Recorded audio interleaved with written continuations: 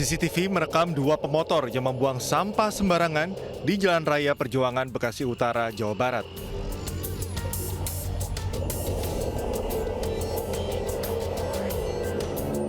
Bahkan sejumlah pemotor lain juga melakukan aksi buang sampah sembarangan.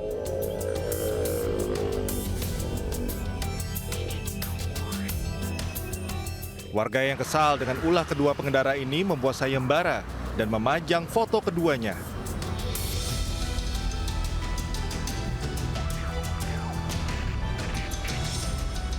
Di lokasi lainnya, CCTV merekam Pak Sutri, pengendara motor yang membawa anak membuang sampah di depan rumah warga. Sontak kejadian ini meresahkan warga sekitar. Warga berharap agar pelaku segera ditangkap dan ditindak tegas petugas yang berwenang. Dari Bekasi, Jawa Barat, Rahmat Hidayat, iNews melaporkan.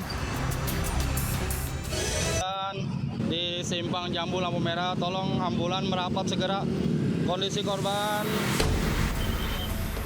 Pak Sutri, pengendara motor terkapar bersimbah darah usai terlindas truk air di simpang Jambu 2 Jalan Pajajaran, Kota Bogor, Jawa Barat.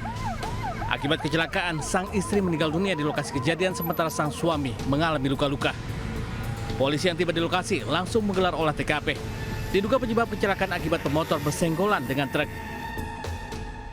Kronologis, kami masih dalam tahap penyelidikan sehingga masih belum bisa menyimpulkan kronologis kejadiannya.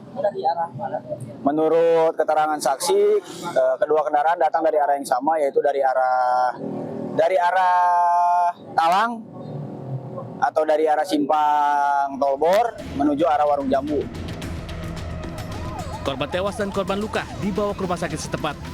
Kasus kecelakaan tersebut ditangani unit Gakum Polresta Bogor Kota. Dari Bogor, Jawa Barat, Andi Firmansyah, News melaporkan.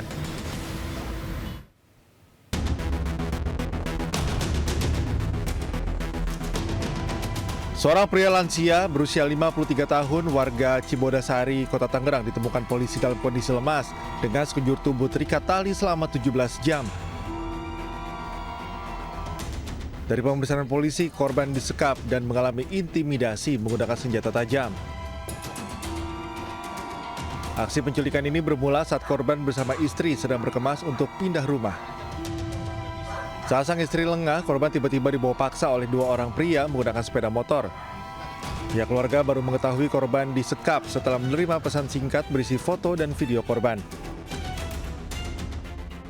Polisi yang mendapat laporan berhasil mengidentifikasi dan segera melakukan penyelamatan. Diduga aksi penyekapan ini dilatar belakangi masalah utang. Penyekapan itu disebabkan adanya utang piutang. Nilai totalnya kurang lebih ada 30 juta. Itu yang menjadi penyebab terjadinya penyekapan. Saat ini pelaku dalam pemeriksaan di Polsek Jatiwung, saat ini kami dalami penyebabnya apa sampai dia melakukan. Dua pelaku yang merupakan ayah dan anak ini telah diamankan petugas kasus dugaan pengancaman dan penyekapan. Dari Tangerang, Banten, Sukron, iNews melaporkan.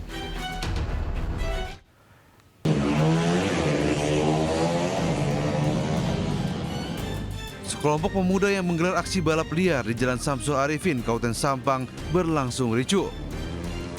Polisi yang menyamar sebagai penonton langsung menyergap para joki balap liar. Ratusan penonton kocar-kacir saat mobil polisi mengepung lokasi kejadian. Polisi akhirnya menangkap dua joki balap liar beserta kendaraan roda 2 yang diduga digunakan untuk aksi balap liar dan langsung digelandang ke Mapores Sampang untuk pemeriksaan lebih lanjut. Aksi balap liar membuat resah warga hingga mengancam keselamatan. Dari Sampang, Fatur Rahman melaporkan.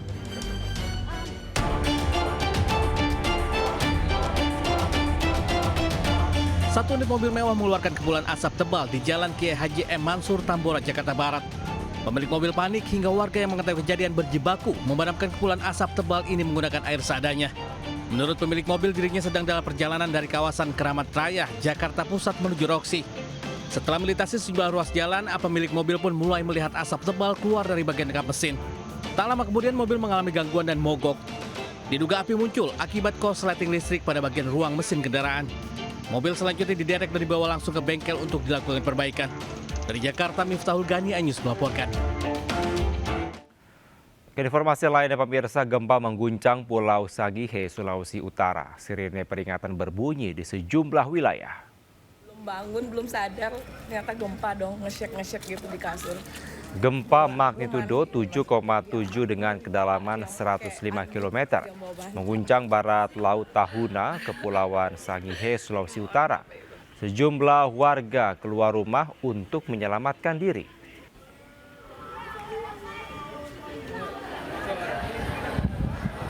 Sementara itu, akibat gempa, sejumlah pasien di Rumah Sakit Siloam Manado panik dan berhamburan keluar kamar. Dengan dibantu tenaga medis, pasien mencari ke lokasi aman. Pasien dievakuasi sementara ke lobi rumah sakit untuk mendapatkan perawatan medis. Gempa yang berpotensi tsunami ini terasa hingga kota Manado, Minahasa Utara, Kepulauan Minahasa, Minahasa Selatan, Bolaang, Mongondo, Gorontalo, Kabupaten Buol, dan Kabupaten Toli-Toli.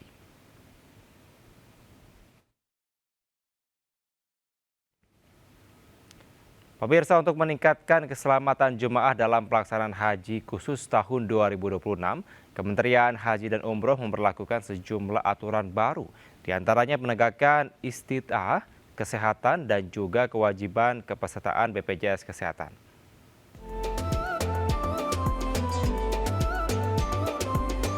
Untuk memperkuat tata kelola dan perlindungan jemaah, terdapat sejumlah penyesuaian kebijakan dalam pelaksanaan haji khusus tahun 2026. Aturan baru ini menuntut setiap jemaah haji khusus memiliki kelengkapan istitoah kesehatan, termasuk riwayat kesehatan serta menjadi peserta BPJS Kesehatan. Langkah ini bertujuan untuk meminimalisir resiko kesehatan selama ibadah dan mempercepat penanganan medis jika diperlukan. Sekarang ini ada istitoah kita dahulukan. Istitoah kesehatan bagi jemaah yang akan berangkat haji khusus kita dahulukan. Faktanya sekarang kita lihat saat ini jemaah haji khusus yang meninggal baru 2 ya mudah-mudahan tidak ada lagi ya. Artinya ini penerapan istitoah yang tadi semula di travel itu keberatan, sekarang dengan kondisi kayak begini mereka akhirnya terus mengakui dan ternyata memang betul harus menerapkan istitoah yang lebih baik. Dengan penerapan aturan baru ini, Kementerian Haji dan Umroh berharap pelaksanaan haji khusus menjadi lebih teratur, resiko kesehatan berkurang dan pelayanan jemaah semakin profesional. Dari Mekah, Arab Saudi, Eti Juitasari, MCH 2026 melaporkan. Pemirsa, tingginya konsumsi rokok masih menjadi salah satu tantangan kesehatan terbesar di Indonesia. Peringatan Hari Tanpa Tembakau Sedunia menjadi momentum untuk gerakan kampanye sehat tanpa rokok.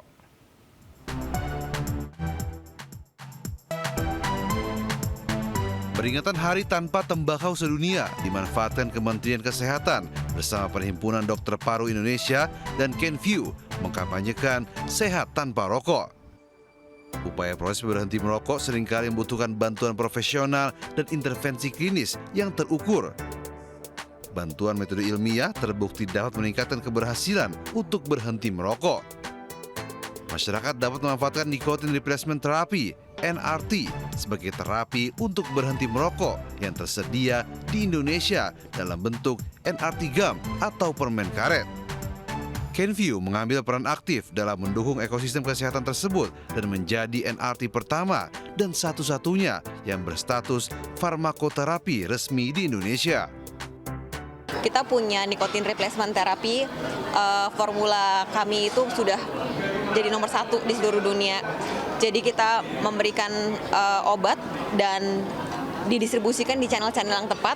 Kita make sure bahwa obat ini juga dikomunikasikan dengan cara yang tepat. NRT gum atau permen karet terapi pengganti nikotin dirancang khusus untuk membantu perokok mengurangi berhenti merokok atau berhenti merokok secara bertahap.